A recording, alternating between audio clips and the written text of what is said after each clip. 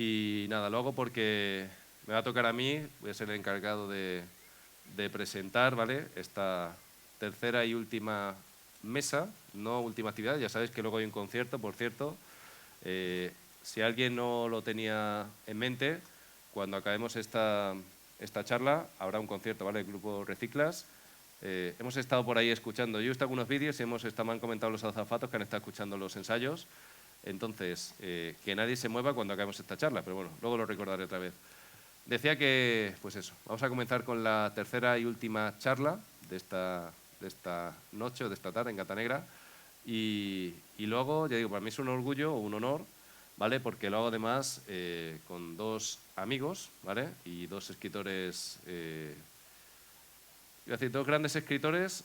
Uno de ellos, ahora voy a comentar, uno de ellos está todavía por explotar su vena literaria, pero no, ahora lo vamos a contar. Digo, para mí es un honor, ¿vale?, estar con vosotros dos. Sabéis que esta es una charla un poquito especial porque se titula El arte y la guerra, ¿vale?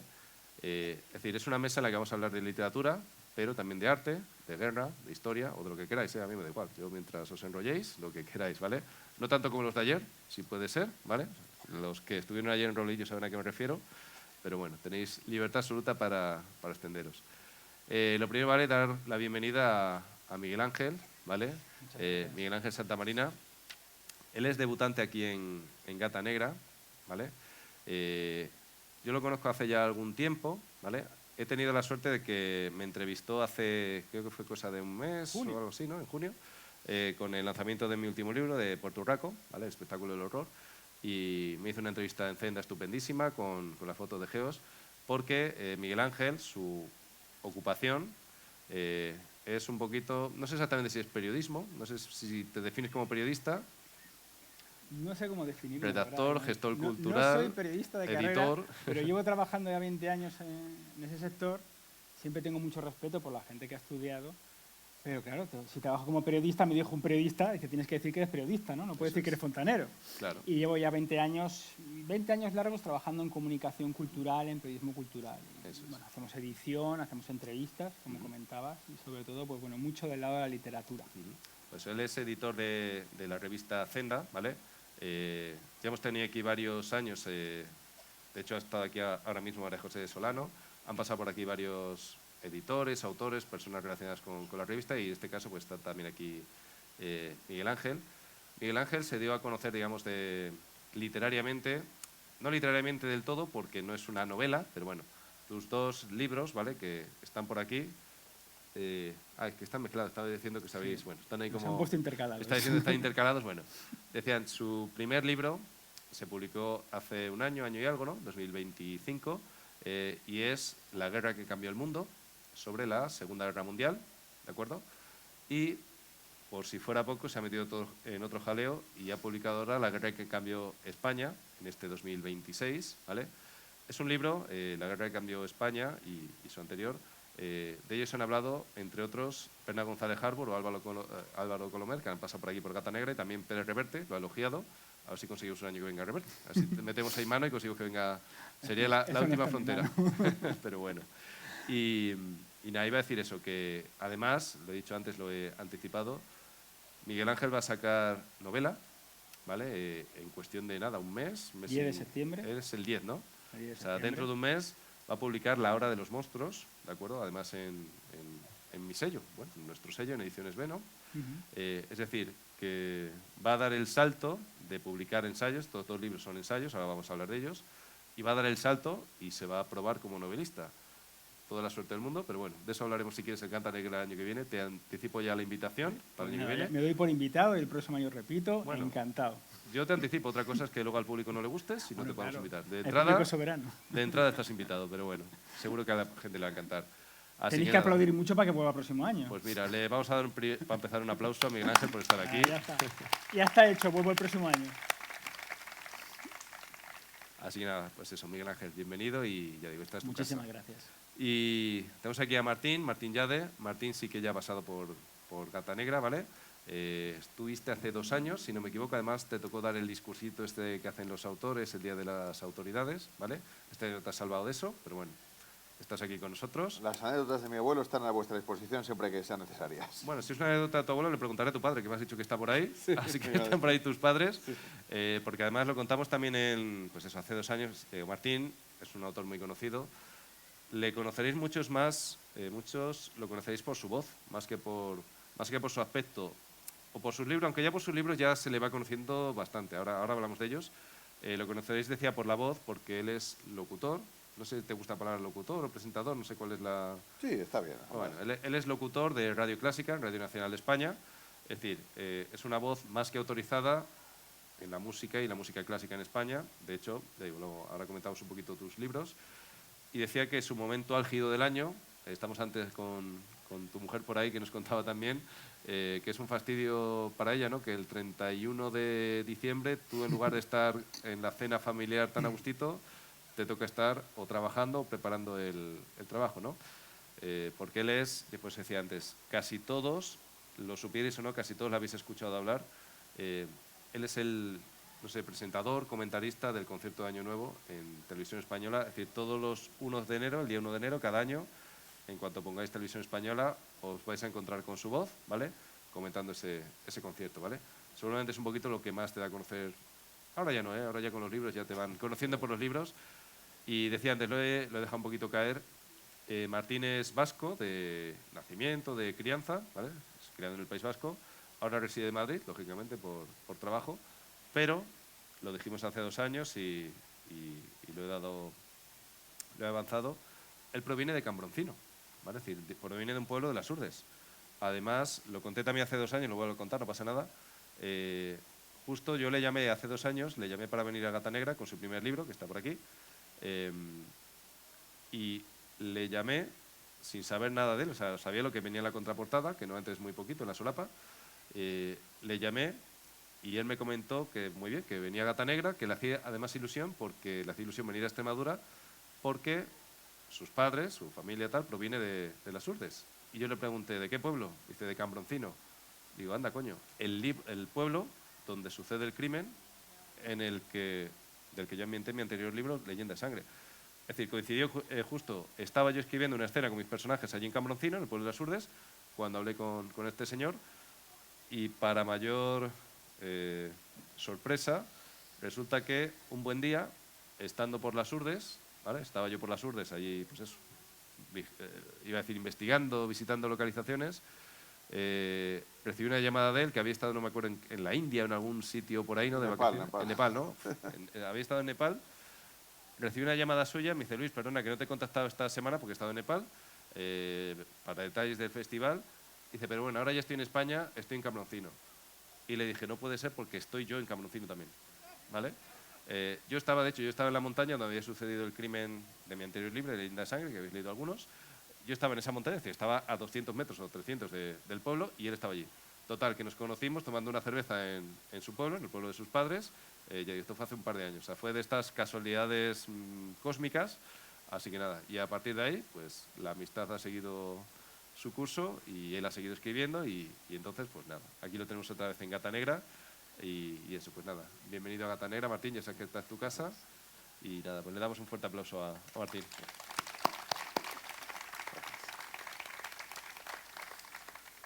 Bueno, dados por saludados, por introducidos, y nada, vamos a ir comentando un poquito, vais a ir comentando vosotros, sobre todo, ¿vale? Que es, la gente ha venido a escucharos a vosotros, no a mí. Vamos a ir hablando un poquito ya de vuestro libro, vamos entrando en materia, ¿vale? Empiezo por ti, por Miguel Ángel. Decía que ha sacado 2 libros, son 2 ensayos, ¿vale? El primero sobre la Segunda Guerra Mundial y el segundo, el más reciente, sobre la Guerra Civil Española.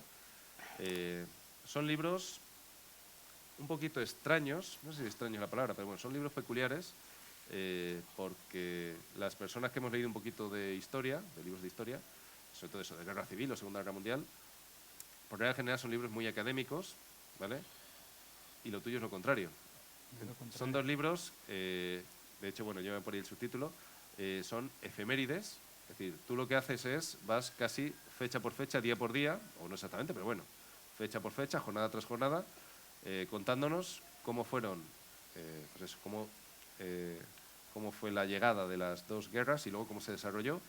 Y lo haces de una forma además muy peculiar, decía, porque en lugar de hacer ensayos un ensayo académico, sesudo sobre la política, etcétera, vas metiéndose, son como una especie de anecdotarios, es decir, vas contando anécdotas, mitos o desmontándolos en algún caso. Y te iba a preguntar eso, la primera pregunta pues necesaria, es decir, ¿cómo surge la idea de escribir cualquiera de los dos libros, los dos? Es decir, ¿cuál es el origen de, cómo te has metido en este berenjenal? Que hay que decirlo así, meterte, sobre todo en la Guerra Civil Española, ¿cómo se te ocurre meterte a hacer dos libros sobre dos temas tan académicos, tan sesudos, y hacerlo además de esta forma tan sencilla? Lo primero que quiero decir es que me parece una maravilla que haya un festival como Gata Negra. Lo comentaron ayer los compañeros, el que la cultura no quede encorsetada en recintos muy molones de diseño, muy bonitos en las grandes ciudades o en las ciudades de provincia más importantes, sino que venga aquí, que venga a los pueblos y que venga a un recinto tan maravilloso como este. Que la cultura tiene que ser divertida, leñe, que muchas veces nos pasamos de aburridos, y esto es maravilloso. Yo creo que se merece un aplauso muy grande toda esta gente que ha impulsado un festival como este, el Ayuntamiento, Luis, todas las personas que lo hacen posible y sobre todo el público, ¿no? Que viene aquí una noche de verano a disfrutar de la literatura y en este caso la literatura muchas veces de no ficción como lo mío. ¿Por qué escribo estos dos libros? Un aplauso para el público. El aplauso es para vosotros. Un aplauso para el público. Y para el público, por supuesto. ¿Por qué escribo estos libros? Porque yo trabajo en Zenda, ¿no? María José está allí, una de las fundadoras, estará por allí, ahora no la veo, está todo muy oscuro, y nace un proyecto fabuloso que es Zenda, que es un territorio, como lo define Arturo Pérez Reverte, que es un territorio en el cual es un territorio de libertad, en el cual cada uno puede escribir de lo que quiera, la única regla es que escriba bien, no hay una limitación ideológica, ¿no? Y eso al final te marca mucho cuando tú trabajas en un medio así, con esa libertad, con esa sensación de que no hay temas tabús, de que no hay instrumentalización ideológica. Yo saqué una serie de efemérides dentro de una sección de historia que teníamos, que yo coordino, y esa sección de efemérides, pues la efeméride, ¿qué es? Ese dato pequeñito, ¿no? Por ejemplo, hoy estamos a 4 de agosto, ¿no? Que no se me olvide. Pues hoy 4 de agosto ocurrió esto, en el 1534, ¿no? Pues que un explorador llegó a Terranova, o fue la batalla de las Navas de Tolosa, o ocurrió algo en la Segunda Guerra Mundial. Y claro, yo hacía esa sección, pues eran articulitos breves, de 500, 600, contándolo, en un estilo que yo siempre intento escribir con dos premisas. Que sea divulgativo, es decir, que se entienda bien. No me gusta adornarlo con muchos adjetivos. No me gusta dirigir a la gente para... Y el lector es inteligente, la lectora es inteligente y tiene que pensar por sí misma, por sí mismo. Y para mí eso es importante. Y luego que tenga ritmo, que se lea bien, que se lea fácil. Yo no soy historiador, pero es que tampoco me gustan los historiadores rollos. A mí me gustan los historiadores que puedo leer y disfrutarlos, como Julián Casanova, como Guzmán Bravo, ¿no? Ese tipo de historiador. Y entonces empezamos esa sección y hablamos con Penguin y les gusta mucho cómo se hace y planteamos hacerlo sobre la Segunda Guerra Mundial. El año pasado se cumplían 80 años del final de la Segunda Guerra Mundial, ¿no? Cogemos ese estilo de la efeméride, pero claro, la cabra tira al monte. Yo no puedo dejar la literatura, yo soy un amante de la literatura. Me encanta poder entrevistar a escritores, ¿no? Para mí es apasionante. Poder entrevistar a Rosa Montero, poder entrevistar a Jean-Claude Gustave de Clézieux, a personas que han escrito libros tan interesantes y tan importantes, ¿no? Entonces la literatura tiene que estar ahí. Y lo que hago es un poco mezclar una historia, como por ejemplo puede ser el desembarco en Normandía, pero tengo que ir metiendo también pequeñas historias. Y a veces que meto la literatura, ¿no? Por ejemplo, me acuerdo cuando empecé a contar la historia, una de las que más me gusta del libro de la Segunda Guerra Mundial, que es la de María Madden. María Madden fue una mujer terrible, la acusaron de 500.000 muertes. Ella fue una de las personas que era la guardia de seguridad en Auschwitz-Birkenau. Y claro, yo veo esa historia, empiezo a contarla, pues en los juicios que hay, primero en Alemania, ella dice que no había sido nada, que era Rudolf Höss, su superior. Bueno, total, que la juzgan luego también en Polonia. Y en Polonia, ella es cuando la condenan a muerte, ¿no? Y yo de repente me encuentro una historia que no encuentro ninguna fuente que lo valide. Cuando haces un libro así tienes que ser muy cuidadoso porque hay un montón de trolas sobre todo lo que es en hemeroteca digital, ¿no? Pero yo no encuentro ninguna fuente que avale una historia que a mí me gustó mucho, ¿no? Que es una mujer polaca que había estado en Auschwitz y conocía a Maria Madden. Si tú eras judío y estabas preso en Auschwitz y estaba por ahí Maria Madden, había una cosa que nunca podías hacer, mirarla a los ojos. Todo aquel preso, toda aquella presa que la miraba a los ojos, estaba condenado a muerte. Entonces, esta mujer, curiosamente, claro, cuando termina la guerra en el 45, los polacos que han vivido la invasión alemana, de repente tienen la invasión soviética. Y esta presa polaca, que no me acuerdo el nombre ahora mismo, es un nombre impronunciable para mí, Raciowska creo que se llamaba, ella había estado en Auschwitz y ahora estaba presa en la misma cárcel en la que en la que habían dejado a Maria Madden previamente a ejecutar esa condena a muerte por estar en contra del comunismo, ¿no? Esa doble herida que hay muchos en las guerras. Ella se enfrenta al nazismo y la llevan a Auschwitz, a esta mujer polaca. Se enfrenta al comunismo y la llevan a la cárcel.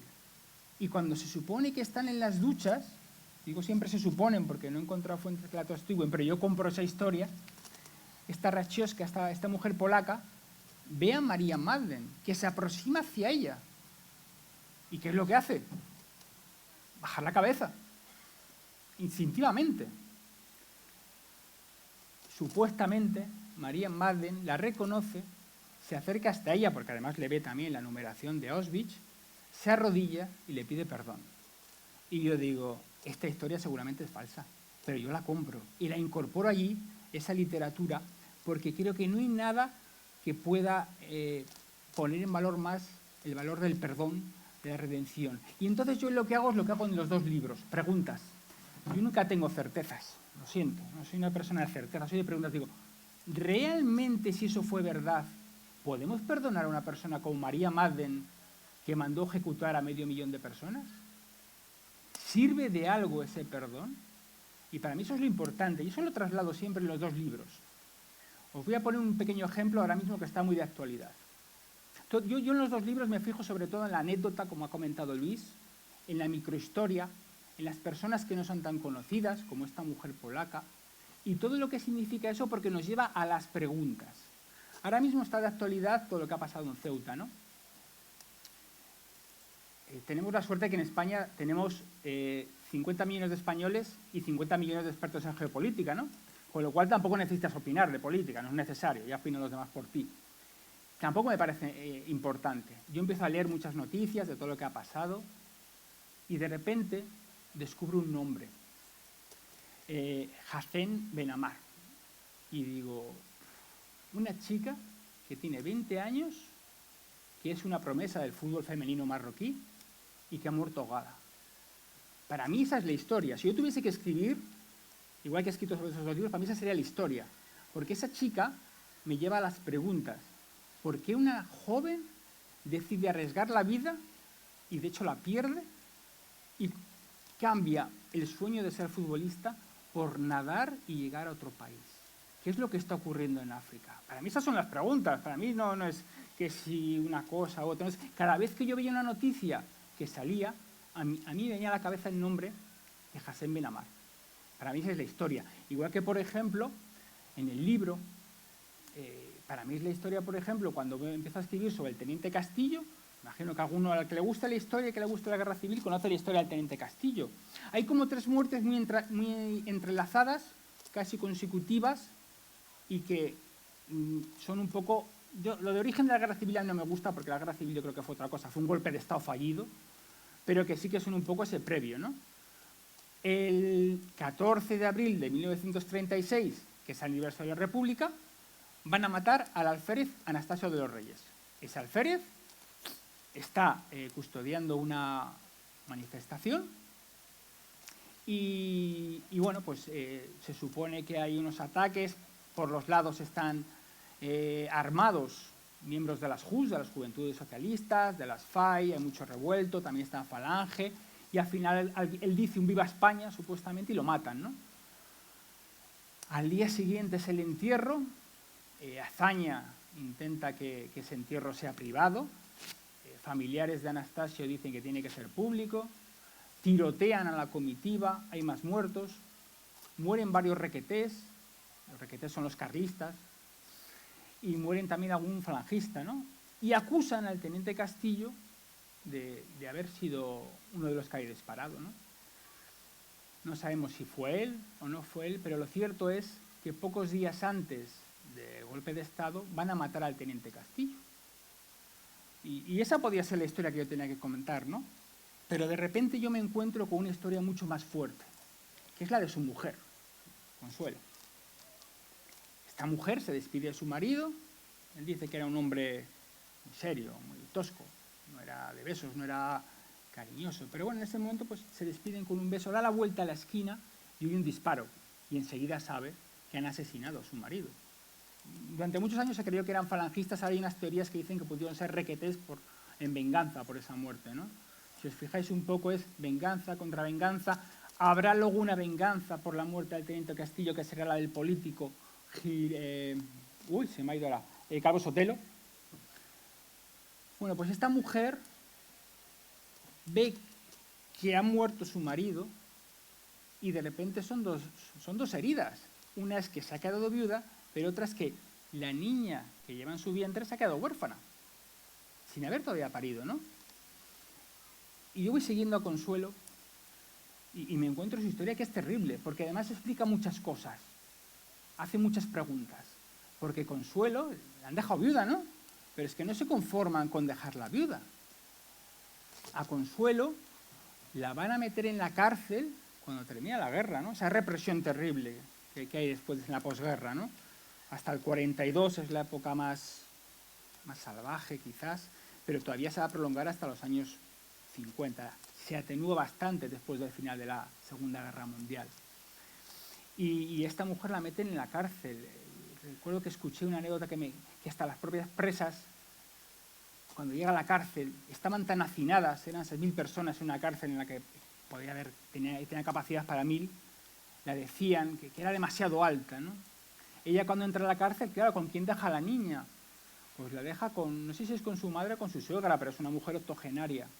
Al poco de salir de la cárcel, muere la abuela y muere la niña. Esta mujer no le reconocen la pensión. A la viuda de Calvo Sotelo, del político, se la van a reconocer enseguida, que seguramente no le hacía falta el dinero, a esta mujer seguramente sí. Y de repente me encuentro una entrevista del año 75, 76, que hace El País, va a su casa, un salón muy humilde, y se la ve a ella en un sofá negro de Sky, sentada, un rostro de dolor, y con dos fotos.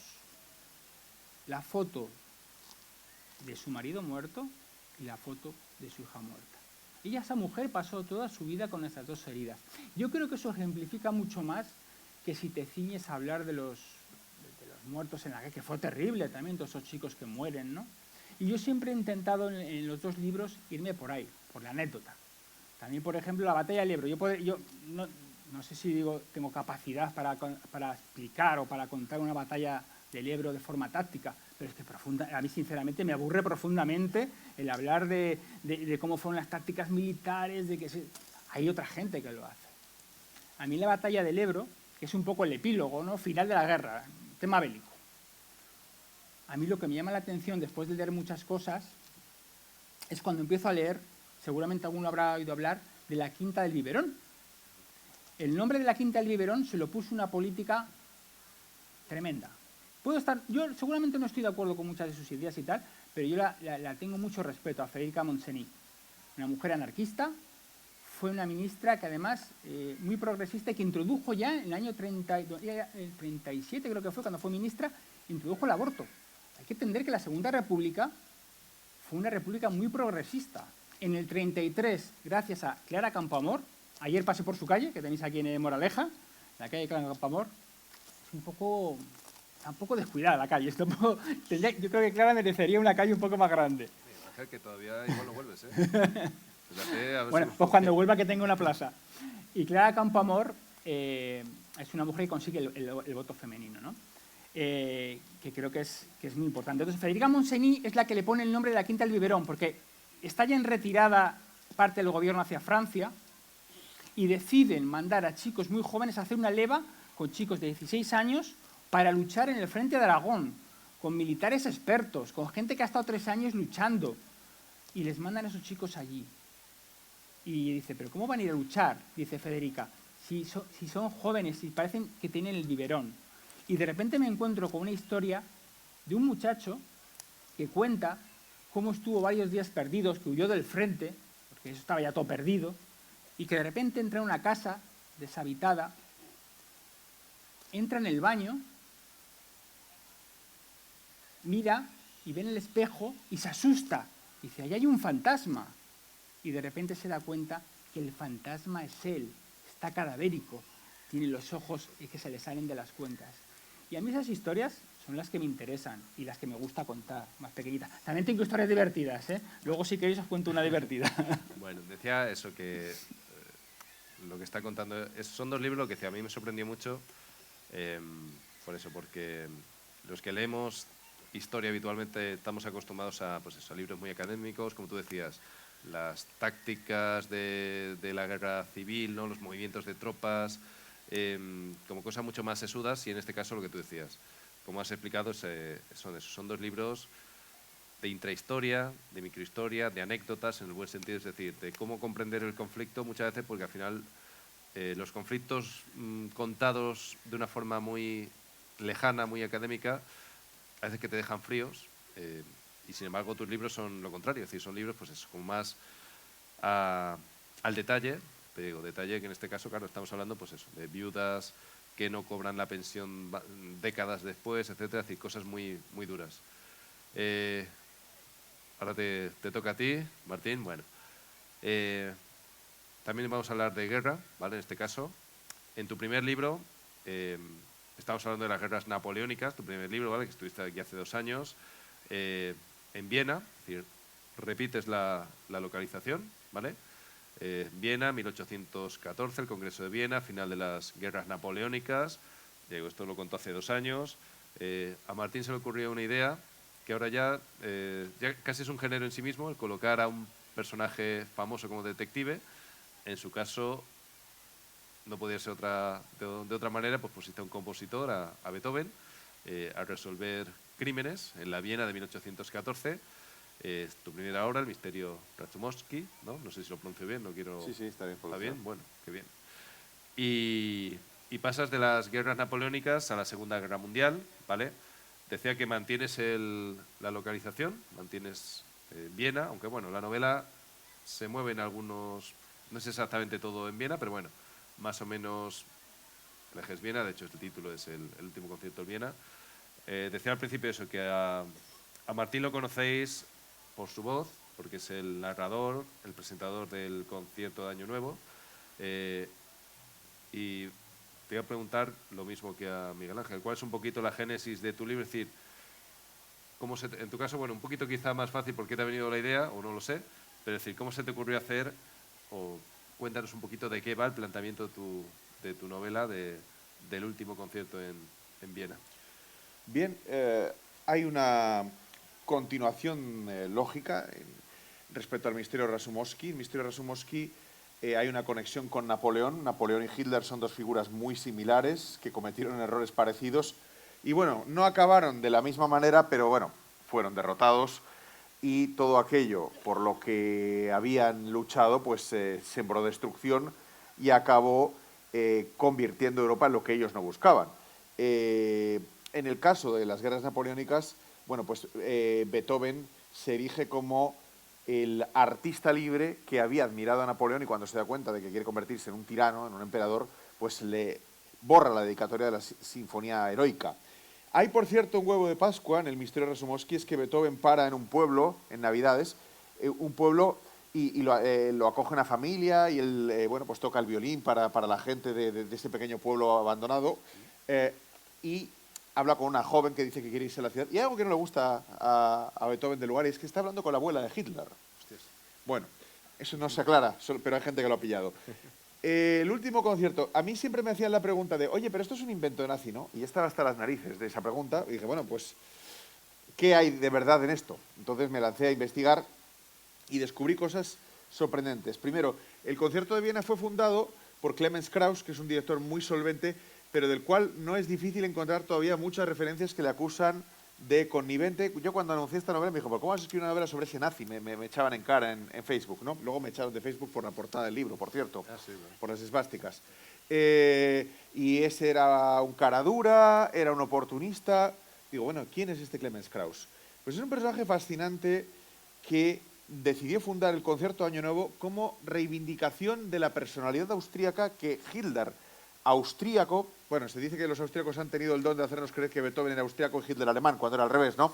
Bien, pues Hitler en realidad pensaba en Austria como eso, una provincia, algo sin entidad. No le gustaban esas manifestaciones de singularidad austríaca cuando precisamente su objetivo, y lo logró, fue anexionársela y de forma muy tramposa. Entonces Krauss, que era muy ambicioso, eso es cierto, y que además se le acusa de haber ocupado los puestos de todos los directores defenestrados por los nazis, el de Napperbus en la Ópera de Baviera en Múnich, el de Fritz Wurst y Furtwängler en Berlín. Bueno, él sí que añoraba el imperio austrohúngaro en el que él había crecido, es decir, que no veía eso como una expresión pura de germanidad, sino también que le gustaba la música bohemia y la música húngara, que están muy presentes, por cierto, las polcas tienen origen checo, y bueno, los Strauss, la familia Strauss también tenía una gran querencia por lo húngaro, por las chardas, ¿no?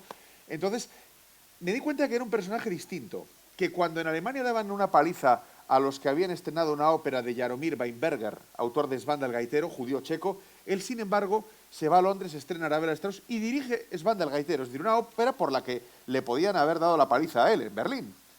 Dices, luego era el favorito de Hitler. Y por otro lado, aunque él accede a convertirse en el director de la ópera de Berlín y se marcha de Austria, donde es acusado como de traidor antes de la anexión, él luego quiere hacer un concierto en Viena para el Año Nuevo, concierto que nace el 31 de diciembre de 1939 y luego pasará al 1 de enero de 1941, para mostrar que Austria sigue siendo Austria dentro de esa germanización absoluta, ¿no?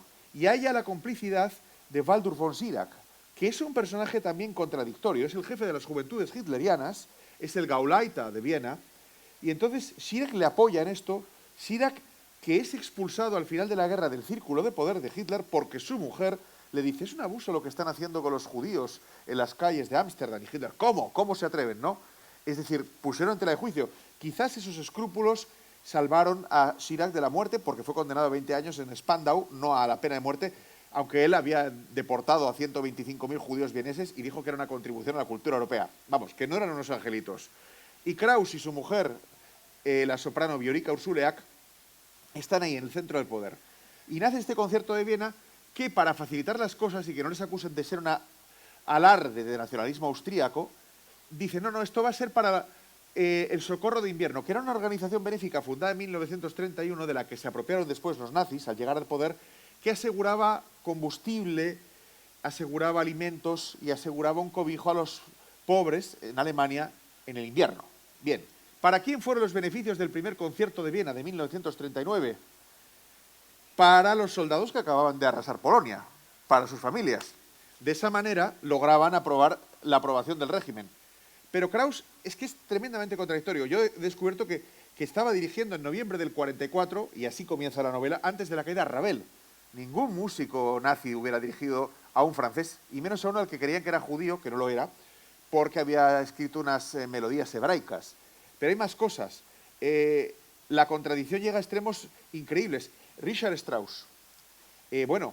Richard Strauss tiene de libretista a Zweig, a Stefan Zweig.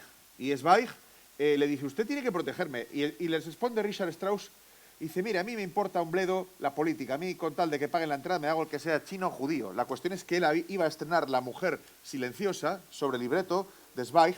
La carta donde decía eso acabó en la mesa de Hitler y le cesaron de la dirección de la Cámara del Reich a Richard Strauss. Pero es que Richard Strauss tenía un único hijo casado con una mujer judía. Y entonces a los hijos de esta mujer, a los nietos de Strauss, les escupían y les obligaban a llevar la estrella. Y se vio convertido en un prisionero, en un rehén, a pesar de que le acusaron de pronazi. Cuando se queda sin libretistas, de repente descubro que el último, quien escribe el libreto de su última ópera es Clemens Krauss. Digo, libretista de Strauss, los otros que no tienen que ver con Richard. La dinastía Strauss, que por cierto también tenía sangre judía, es algo que llegó hasta altas esferas del Reich, hasta Goebbels. También se cuenta, es parte de una de las tramas. Bueno, pues resulta que Clemens finalmente pues, se ve obligado de alguna manera a aceptar puestos de responsabilidad con una gran ambición y sin embargo ahí sale la faceta humana, la faceta de ver cómo todos a su alrededor estaban teniendo que lidiar con una ideología en la que creían muy pocos. Y hasta el propio Hitler, en el encuentro real que tiene con Clemens, le muestra su colección de discos, que es la colección que se llevaron los soviéticos. Y la mitad de los intérpretes eran judíos. Y Hitler le dice, bueno, no hay obras de compositores judíos, solo son músicos. Dice, la música es tan buena que hasta purifica a quien la toca, ¿no? Y de hecho, una cosa importante es que uno de los compositores favoritos de Hitler era Emil Kallmann, que era judío húngaro. Y cuando se anexiona a Austria, Hitler le ofrece la nacionalidad aria. Y bueno, Kallmann lo manda a tomar viento y se marcha a Estados Unidos y Hitler prohíbe todas sus obras. Pero bueno, lo importante es que descubro que Clemens Krauss tenía dos fans británicas, las hermanas Cook. Una de ellas era escritora de novelas rosa. Y cuando ellas se dan cuenta, porque la mujer de Clemens le pide que saquen a una amiga y se la lleven a Inglaterra, no saben que es judía.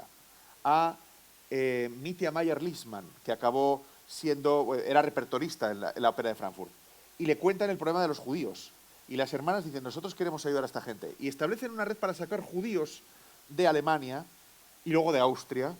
Y Clemens ofrece la tapadera de sus óperas. Y es más, le dice a las hermanas, ustedes van a ser dos millonarias que van a venir aquí. Claro, los judíos se marchaban expoliados, con 5 marcos. Estas mujeres se hacían pasar por millonarias, se colgaban las pieles, los abrigos de piel, se ponían las joyas de los judíos a los que ayudaban a rescatar y pasaban en la frontera ellas como que eran de ellas. Traían etiquetas de Harrods de Londres para cambiarlas por las etiquetas alemanas. Y detrás de todo esto está Clemens Krauss, el vilipendiado y considerado pronazi furibundo y oportunista que ocupó los puestos de aquellos que habían sido defenestrados por los nazis. Y era una historia que no se había contado. Y dije, bueno, pues me considero en el deber moral de contarla. Cuando acabé pensé, ¿qué habrá pensado? Porque tuve que rellenar huecos. Clemens nunca habló. Pero cuando fue juzgado, después por los soviéticos, todos los que había salvado, y fueron algunos otros directores de museos, hablaron a favor de él. Y las hermanas Cook. Y entonces se le permitió volver a dirigir 2 años después el concierto de Viena y lo dirigió hasta su muerte. Tengo varias historias bonitas. Una de ellas es que contacté con el hijo de la última persona a la que Clemens le dio un autógrafo, un mexicano, 1 hora antes de morir en México. Pero algo más fuerte. Cuando yo envío el libro a imprenta, 5 días después encuentro una carta de Clemens que me aparece en internet. Y la carta está en español. Digo, pero hablaba español este señor. Yo me preguntaba qué hubiera pensado él de que me inventara su vida, de que la convirtiera en una novela de espías, de que, bueno, por reivindicarle de alguna manera, pues me tomara unas licencias creativas que, bueno, le dan una narratividad a la novela, la convierte en una novela de género. Bueno, pues tengo aquí la carta, bueno, la tengo en casa. La carta me la compré. Y cuando la leí, dije, creo que me la está dirigiendo a mí. O sea, es para otra persona, es para Sigfrido Grassi, que fue el director del Teatro Colón de Buenos Aires. Es una carta del año 1948. Y dice lo siguiente. Y ya os digo, no he vuelto a encontrar ni una sola carta más de Clemens en español. Yo, de hecho, pensaba que él pues no conocía nuestro idioma. A ver, vamos a ver. Aquí está. Dice, junio 19 de 1948. Muy estimado señor Grassi, como usted exteriorizó el deseo de poseer una batuta mía, lo cual me lisonjea mucho ya que veo en ello que usted aprecia y estima mi arte, tengo el sumo placer en entregarle adjunto esta varita. Vale, yo la batuta no la tengo, pero tengo la carta porque estaba a la venta y la compré y llegó a mi casa una carta del protagonista de mi novela. Dice así después, como desde mi llegada al país en enero había empezado yo a escribir la novela, han pasado ya varios meses, he llegado a conocer y apreciar su saber y poder en todas las cuestiones de organización. He llegado también a ser un admirador de usted. Permítame que le exprese esto con estas palabras modestas, ya que como exdirector de las grandes óperas de Viena, Berlín y Múnich, soy conocedor perfecto de toda esta materia tan complicada que requiere de un hombre de los méritos de usted. Aprovecho esta ocasión para estrecharle la mano cordialmente, Clemens Krauss. Y dije, esto es mágico, esto es mágico. Y bueno, pues la cuestión es que ahora cuando la gente me pregunta por el concierto de Viena de los nazis, digo, bueno, pues realmente he descubierto la historia de un héroe, aunque algunos lo consideren un oportunista. Como la de Beethoven hice una playlist, con todo con músicas de Beethoven, aquí una playlist, pero es una panorámica del arte, porque el arte es una herramienta de poder. El arte del concierto de Viena, el arte de ser director titular de la ópera de Viena. Está compuesto por números dirigidos por el propio Clemens Krauss, con la música de la familia Strauss, que por cierto, era considerada música de baja estofa. La Orquesta Filarmónica de Viena, en el siglo XIX, no quería interpretar los Strauss, opinaba que era basura. Solamente empezaron a interpretarlo porque se casó una hija del emperador y le encargó a Strauss el vals sangre vienese y le obligó a ellos a interpretarlo. Y cuando la orquesta Strauss se desbanda en los años 30, era muy popular, pero era como, no sé, pues como Paquito Chocolatero aquí, ¿entiendes? Y de repente Krauss les da el concierto más famoso del mundo y lo convierte en el caviar de la música. Es que le debemos eso, le debemos el libreto de Capricho de Richard Strauss, le debemos muchas cosas, ¿no? Y el concierto bueno, que es la única cosa buena que inventaron los nazis que ha seguido hasta el día de hoy, ¿no? Y entonces, aquí tengo a Krauss dirigiendo, a su mujer cantando, pero también tengo música de Wagner, tengo música de Richard Strauss, que le dedicó varias obras y que él estrenó, pero también música de compositores degenerados, de aquellos que tuvieron que marcharse, como Paul Hindemith, como Kurt Weill, como Hans Eisler. Hans Eisler, además, me recuerda lo que has contado, de esta mujer que acabó en la cárcel en Polonia.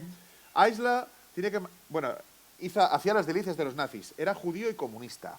Se marchó de la Alemania nazi perseguido, llegó a Estados Unidos, lo echaron los macartistas por comunista y acabó en la RDA, donde compuso el himno de la RDA. Y en la RDA le prohibieron hablar y componer, porque ya se le estaba yendo la lengua. Y así se murió Hans Eisler.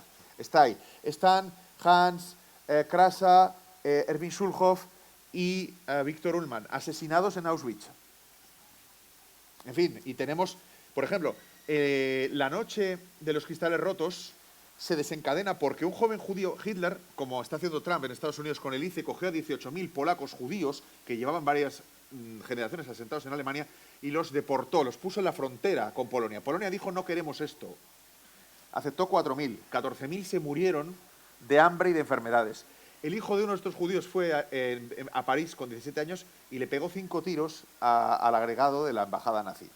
Eso inspira el oratorio Un hijo de nuestro tiempo de Michael Tippett, en ese mismo año, en 1942 cuando se estrena, y está ahí registrado.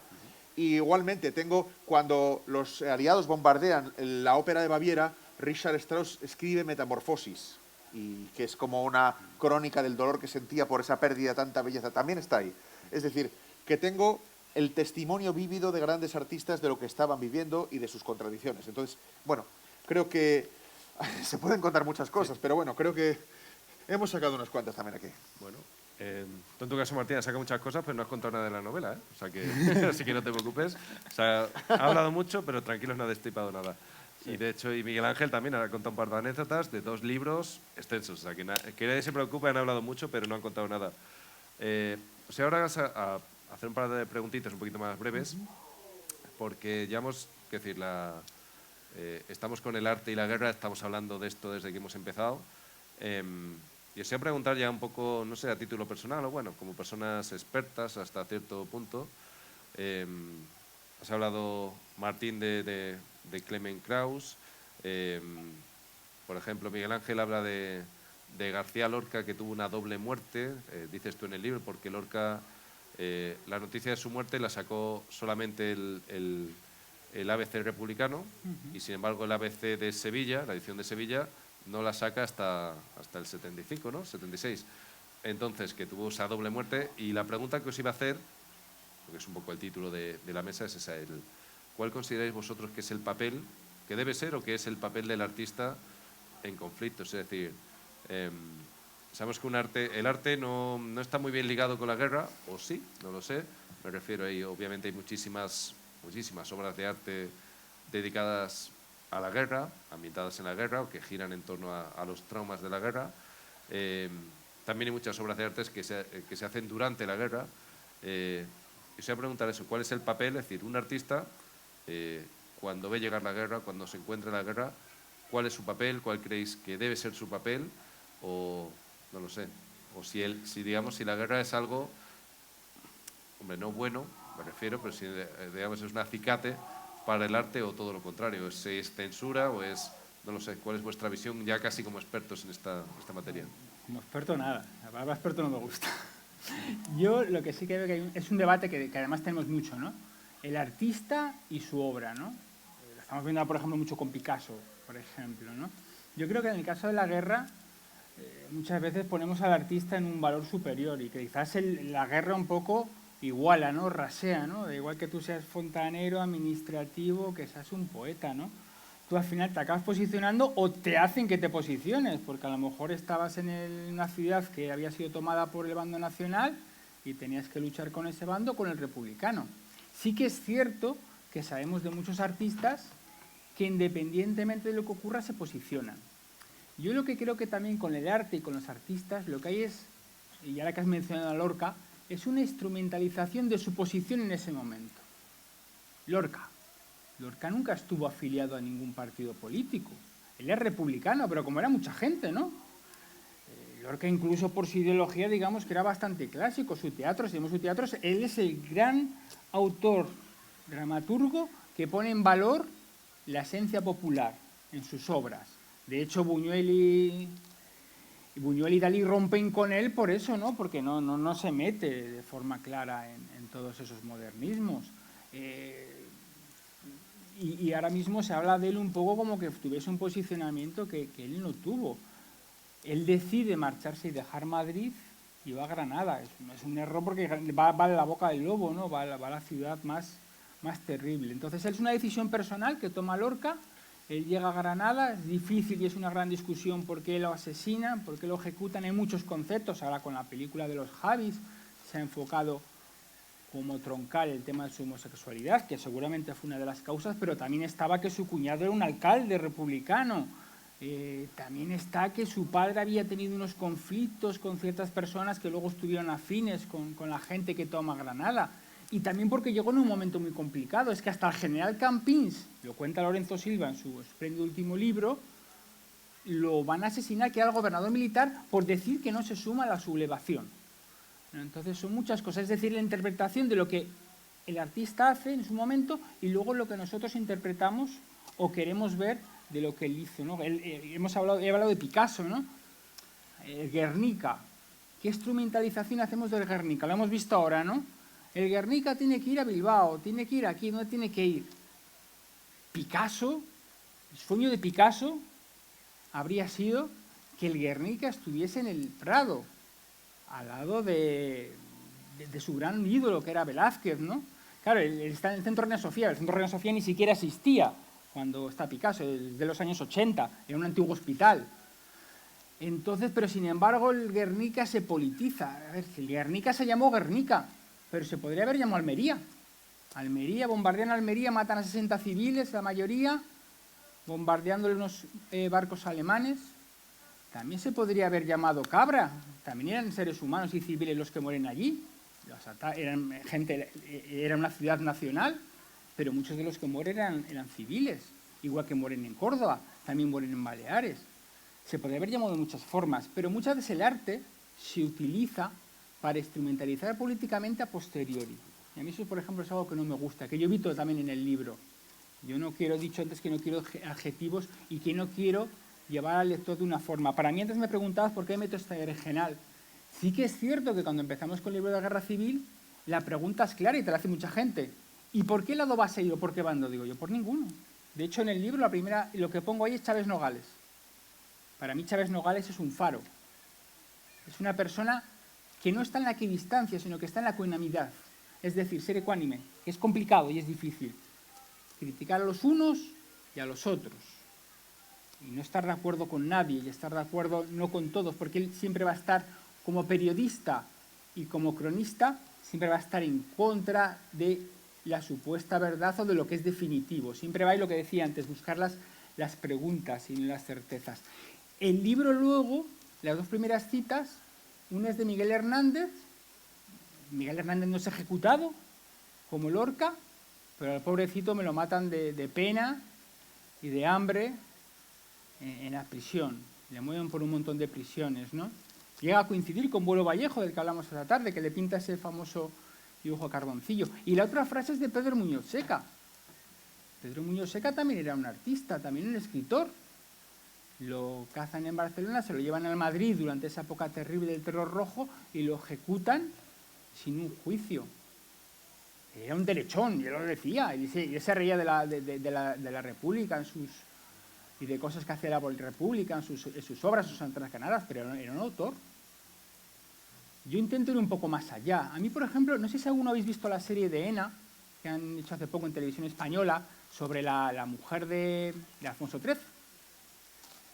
Y a mí me pareció, hubo un momento que me gustó mucho, y yo creo que es a lo que intento tender en mi libro, y a lo que me gustaría, creo que deberíamos tender 90 años después, con el arte, ¿no? Hay una escena en la cual Federico decide que se va a Madrid, que se va de Madrid, se va a ir a Granada, y se lo cuenta a la que es la amante de Alfonso XIII, y él está en un café.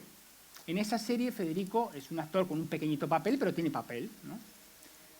Y él cuando se levanta, se va a marchar, y vemos en una mesa a un señor, y los que conocemos a Pedro Muñoz Seca, enseguida vemos esos famosos bigotes para arriba, tipo los que tenía Dalí. Sabemos que es Pedro Muñoz Seca, es un personaje figurante que no tiene papel, pero Federico se acerca y le da la mano.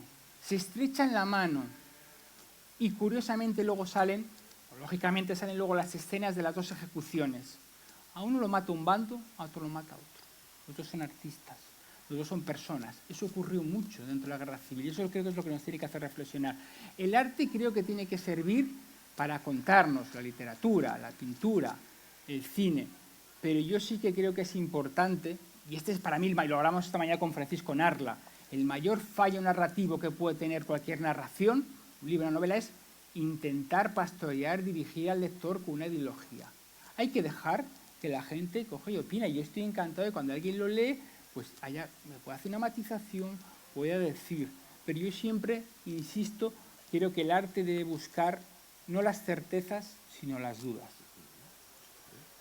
Bueno, yo creo que el arte lo que debe hacer un artista, sobre todo en tiempos de guerra, es un artista de molestar, no ser complaciente, en efecto. Y el mayor molestador probablemente fue este.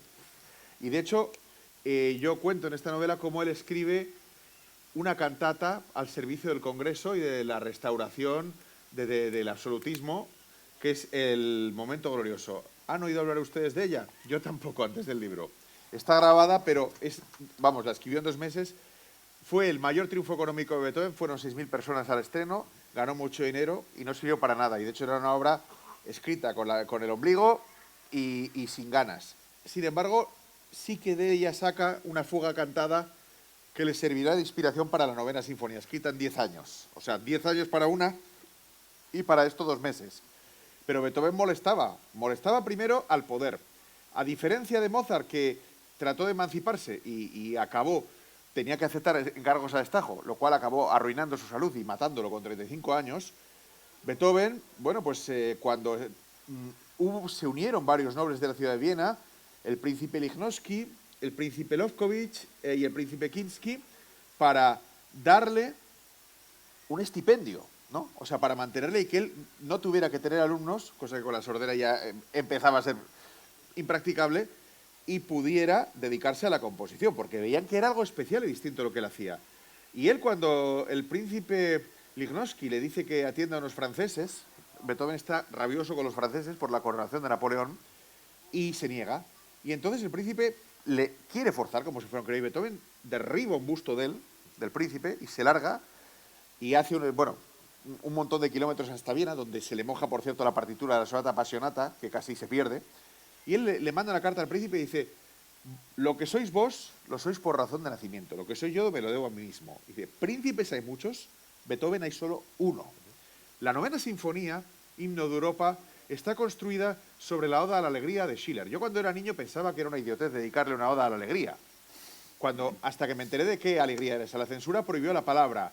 La palabra es Freud, ¿vale? Bueno, pues Freud es alegría, pero lo que quiere decir Schiller, que la censura no se lo permitió, es Freiheit. Esa palabra estaba prohibida en todas partes.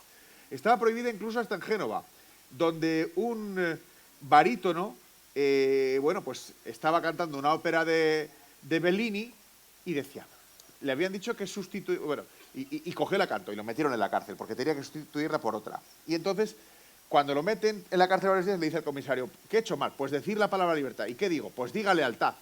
Total, que estrena el Elixir de Amore y canta, ¿dónde está Nemorino? Ha vendido su libertad, se ha hecho soldado. Ha vendido su lealtad, se ha hecho soldado. Otra vez a la cárcel, por incitar a la traición.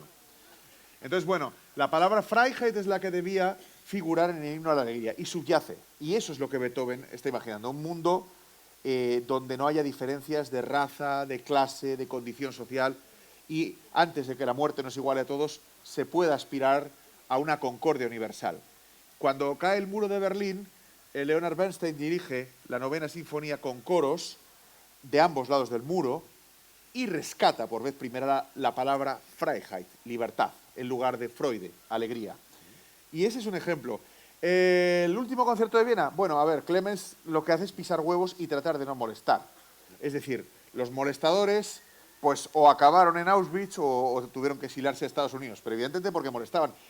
Hay un momento de la novela que me lo he inventado, pero me parece plausible, y es que están tocando para la cámara musical del Reich líder de Richard Strauss. Entonces el jefe de la cámara del Reich, el que había sustituido a Strauss, por lo de Zweig, dice, ese Strauss es un llorón, la ópera es una mierda. Dice, no se les ocurre otra cosa. Y entonces Viorica Ursulac le dice irónicamente, si quieren les canto Maki el Navaja, Maki Messer, de la ópera de los 3 centavos de Kurt Weill y Bertolt Brecht, una obra socialista, que había sido la banda sonora de la Alemania de la República de Weimar. Y entonces dice Peter Rabe, sí, esa está bien, tóquela, y la cantan. Y entonces acaban todos los nazis en la fiesta cantando Maki Messer.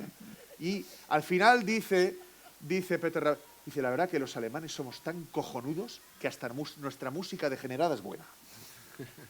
Bueno, sintiéndolo mucho, porque ya digo, yo nos quedaremos aquí toda la noche escuchándolos, ¿no? Ahora que se ha apagado la luz, no sé cuánta gente hay, pero creo que hay unas 200 personas o más ahí fácilmente en el público. Que levanten los mecheros. Que levanten los mecheros o los móviles. Iba a decir, bueno, para acabar, por ahí alguien levantando el móvil, ¿no? Nada, iba a decir simplemente para acabar que, además de, bueno, de la satisfacción de haber escuchado estos dos, no voy a decir expertos, estos dos autores, decir eso, que para mí como comisario, ¿no?, director del festival, es una maravilla una noche de martes tener, pues eso, para, no sé exactamente cuántas personas pueda haber, pero seguramente unas 200 por lo menos, escuchando aquí hablar de libros una noche de agosto. Lo estamos hablando antes ahí entre bambalinas con Miguel Ángel y tal, y con Martín, de que normalmente hay muchos festivales mucho más grandes, hay mucha menos afluencia de público, y los que sois aquí de Moraleja o de cualquier otro sitio de por aquí cerca o que habéis venido hoy para el festival, a lo mejor no lo apreciéis en perspectiva, pero los que conocemos lo que cuesta mucho que la gente acuda a estos actos, a escuchar hablar a gente de libros, de arte, de guerra, pues eso es una maravilla. Entonces yo, esta primera noche de Gata Negra, como comisario y como director, quería dar las gracias, como antes, ¿no?, al público. Pues eso, muchísimas gracias a todos por estar aquí. Cerramos esta noche, esta última charla en Gata Negra. Insisto, recuerdo, ahora tenemos un concierto, así que nadie se mueve. Bueno, sí, os vais a mover todos ahora mismo a comprar sus libros, lo vais a llevar firmados. Como decía ayer Francisco, ¿no?, que hay que comprar 7 libros cada uno para quedaros y otros 6 para regalar, pues eso. Ahora cada uno vais a comprar 7 libros de cada uno de ellos, ¿vale? No, y de Puerto Urraco también, que está muy bien. Bueno, está ahí bien que meta la cuña, pero bueno, lo importante aquí sois vosotros hoy, así que nada, pues eso, igual que antes, 5 o 10 minutitos, compráis los libros, os los lleváis firmados y luego todo el mundo de vuelta que tenemos ahora un concierto. Muchísimas gracias a los dos, espero que lo hayáis pasado muy bien, damos un fuerte aplauso. Muchas gracias.